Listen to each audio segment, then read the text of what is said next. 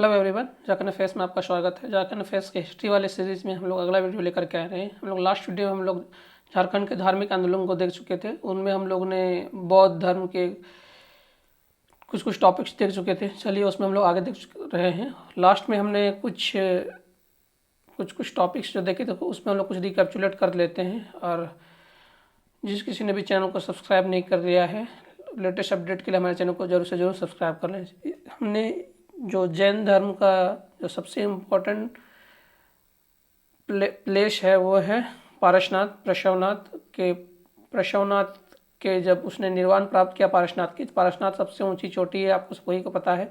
उसको जैन धर्म का मक्का भी कहा जाता है। उसका सेकंड भी इम्पोर्टेंट हो जाता है। सेकंड के लिए आपको हमने अब एक ट्रिक बताया था, एक आपको हमने गढ़वा का ट्रिक बताया था। आपको हमने बताया था गढ़वा का भाव क्यों बढ़ाया। वहाँ पर एक हमने आर्कियोलॉजिकल रिमेनिंग में एक जो ट्रिक बताया था उसमें हमने आपको बताया था गढ़वा का भाव क्यों बढ़ा हुआ है। वहाँ एक प्लेस का नाम है भावनाथपुर एक गढ़वा का नाम हमने बताया था। उसके अलावा इसमें अब ट्रिक भी, इसमें भी वो ट्रिक इसमें ऐड कर सकते हैं। गढ़वा का भाव इसलिए बढ़ा हुआ है, गढ़वा में सेकेंड हाईएस्ट चोटी है झारखंड की। इसको हम लोग बोलते हैं गुरुपनाथ। जी से गुरुपनाथ होता है, जी से गढ़वा होता है। इस तरह से ट्रिप लगा सकते हैं उसका। और ये सब अन्य चोटी ये सब का भी नाम याद रख सकते हैं।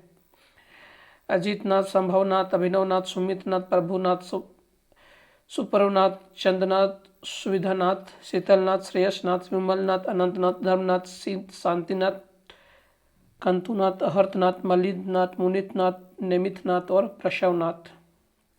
ये चोटी नहीं है, ये मतलब ये जितने गुरु थे ना जैन धर्म के जितने भी गुरु थे वो उनके टोटल उनको सारे उनके लिस्ट दिए हुए हैं।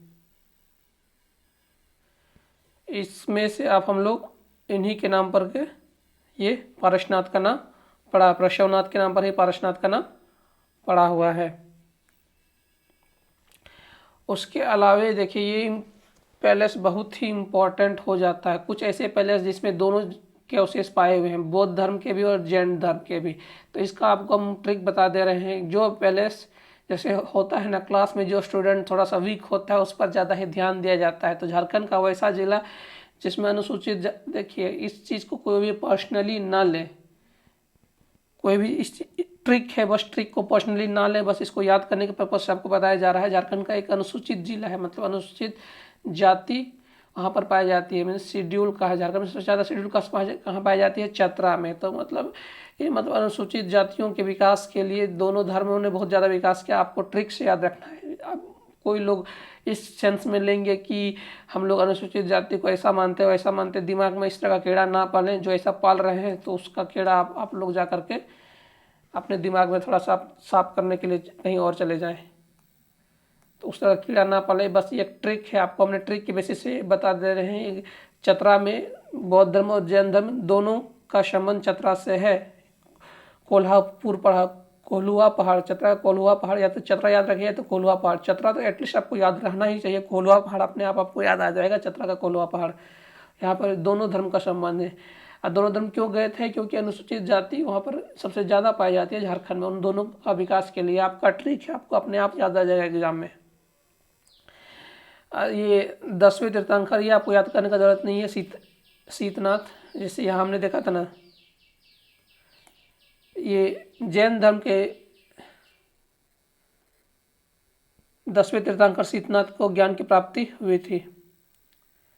10वें तीर्थंकर शीतनाथ को ज्ञान की प्राप्ति हुई थी। यहाँ पर जैन धर्म की भी प्रतिमा, 9 जैनों की तीर्थंकरों की प्रतिमा है। ये इंपॉर्टेंट है, 9 जैन तीर्थंकरों की प्रतिमा है। 9 जैन तीर्थंकरों की प्रतिमा है, ठीक ना। 9 जैन तीर्थंकर प्रशवनाथ के पद चिन्ह है। ये इंपॉर्टेंट हो जाता है। पहला इंपॉर्टेंट पॉइंट यहाँ पर क्या है? बौद्ध और जैन दोनों के संबंध इस यहाँ पर है।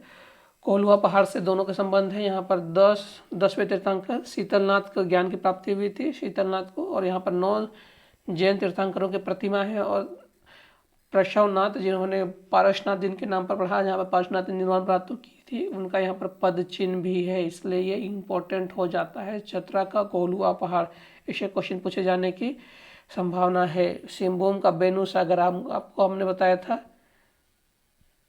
बेनुसागर, बेनुसागर में मूर्तियों की प्राप्ति हुई, हमने बताया था सागर में मूर्तियों का विसर्जन। ये ट्रिक अब हमने आपको पहले ही बता दिया था, ये ट्रिक वाला वीडियो आपने नहीं देखा था, प्लेलिस्ट में जाकर के देख सकते हैं। सिंहभूम का बेनुसागर, सिंहभूम में बेनुसागर कैसे याद करेंगे इसका आपको हमने ट्रिक बताया हुआ है। तो सिंहभूम में जैन धर्म के बेनुसागर क्षेत्र में एरिया कैसे याद करना है, सिंहभूम में बेनुसागर कैसे है, ये 7वीं सदी है कैसे है, ये सारा ट्रिक आपको हमने बता दिया है। 7वीं सदी तो आपको पता है चल जाएगा, क्योंकि ये धार्मिक आंदोलन की बात हो रही है। बेनुसागर कैसे याद करना है ये आपको हमने पहला वीडियो में ही बता दिया, पहला दूसरा वीडियो में इसका हमने ट्रिक बता दिया है। और ये जैन धर्म की मूर्तियाँ हैं, इसमें प्राप्त हुई है। उसके बाद दामोदर और कसाई नदी घाटी, एक बात याद रखिए, एक जोन्हा फॉल है। आप इसमें दो ही चीज़ से कन्फ्यूज कर सकते हैं, आप या तो कन्फ्यूज करेंगे यहाँ पर जैन धर्म का अवशेष मिले या तो बौद्ध धर्म का अवशेष मिले। बौद्ध धर्म का अवशेष मिले हैं जोन्हा फॉल में, जहाँ पर ऐसा माना जाता है कि भगवान गौतम बुद्ध, जिनके नाम पर गौतम धारा जलधारा कहा जाता है, फिर जोन्हा जलधारा कहा जाता है, तो उन्होंने उनके लिए वहाँ है। इसमें मतलब यहाँ पर दामोदर और कसाई नदी में यहाँ पर जैन धर्म के अवशेष मिले हैं। और हनुमानगढ़, हनुमान गांव पलामू, ये तो बहुत इंपॉर्टेंट है, यहाँ पर जैन धर्म के अवशेष मिले, आपको हमने पहले ही बताया था। धनबाद का मानभूम, सिंहभूम का मानभूम नहीं है, धनबाद का मानभूम, यहाँ पर जैन धर्म का प्रमुख केंद्र है, मतलब सेंट्रल पॉइंट था जैन धर्म का। ये ट्रिक आपको याद होना चाहिए, ये सारे के सारे बहुत ही इंपॉर्टेंट पॉइंट हैं। चलिए अब हम लोग बौद्ध धर्म शुरू करते हैं। आपको हम बौद्ध धर्म शुरू नहीं, मतलब बौद्ध धर्म तो आपको हमने पहले ही बता दिया है। तो चलिए हमने ये सब इम्पोर्टेंट पॉइंट आपको बता दिया। अब हम लोग ये इसके अलावा जो एक्स्ट्रा जगह हैं जिसको हमने आपको ट्रिक से नहीं बताया था, उन जगहों को हम लोग देख लेते हैं। ये जो वही जोना प्रताप है जहाँ पर भगवान बुद्ध की मूर्ति मिली है, ऐसा ही माना जाता है जहाँ पर भगवान बुद्ध स्नान करने के लिए गए थे। बंगाल के पाल शासकों के शासनकाल के दौरान झारखंड में भगवान बुद्ध की मूर्ति मिली, उसी को वज्रयान शाखा विकसित हुई है, ऐसा माना जाता है। और आपको मैप का सीरीज नहीं देखे हैं तो आप डिस्ट्रिक्ट नहीं याद कर पाएंगे, आप हमारा प्लेलिस्ट में जाकर के मैप का प्लेलिस्ट बना हुआ है, वहाँ से आप हमारा मैप का प्लेलिस्ट देख सकते हैं। झारखंड के पलामू में मूर्तियों का गांव बुद्ध को बोला जाता है, मूर्तियां गांव, वहाँ पर यहाँ एक सिंह शीर्ष मिला है जो सांची स्तूप के द्वार का उत्कृष्ट सिंह शीर्ष से मेल खाता है, मतलब सांची स्तूप के जैसा मेल खाता है। कहाँ पर मिला है ये? पलामू में। अगर आपको ये है तो ये तो पलामू डिवीज़न में पड़ता है। अगर आपको ये मैप में देखना चाहते हैं तो ये है गढ़वा, पलामू, और ये लातेहार, ये ही पलामू डिवीज़न की बात हो रही है। उसका इटखोरी चतरा, ये सब जगह का नाम आपको हमने नहीं बताया, ये छोटे छोटे जगह है लेकिन ये भी इम्पोर्टेंट है, इससे भी क्वेश्चन पूछे जाते हैं। इसमें ज़्यादातर या तो बौद्ध धर्म के होंगे या तो जैन धर्म के। इटखोरी बहुत ज़्यादा इंपॉर्टेंट है, यही इटखोरी चतरा है, मतलब चतकरा वही चतरा है जहाँ पर बौद्ध और जैन दोनों के अवशेष मिले हैं। देखिए यहाँ पर अभी बौद्ध धर्म के 4 स्तूप और 58 अवशेष मिले हैं, 4 बौद्ध स्तूप और 58 पूरा अवशेष मिले हैं,